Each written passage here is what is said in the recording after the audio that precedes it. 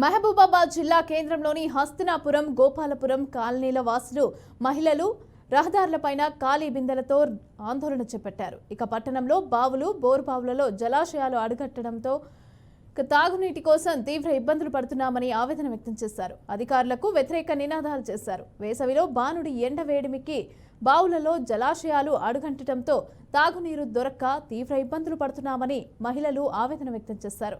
Machine Bhagiratha మంచినీటి సరఫరాలో తీవ్ర అంతరాయం ఏర్పడి గత 15 రోజులుగా తాగునీరు అందటం లేదని, ఇప్పటికైనా ఉన్నతాధికారులు స్పందించి మంచినీటి సమస్యను తీర్చాలని వేడుకుంటున్నారు.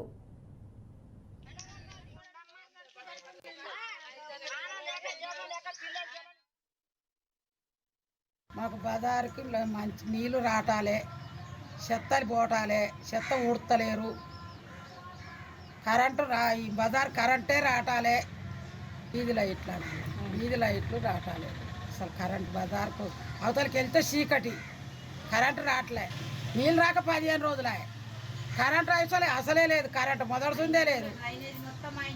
ఈ మొత్తం ఆ పక్క నీళ్ళు కాలువ సరిగా మురికి కాలువ తీయక ఆ పక్క బిల్డింగ్ల నీళ్ళన్నీ మా ఇంటి మీదకే వస్తాయి. ఆ బిల్డింగ్ల నీళ్ళన్నీ మా ఇంటి మీదకే, అలా చెత్త మా ఇంటికే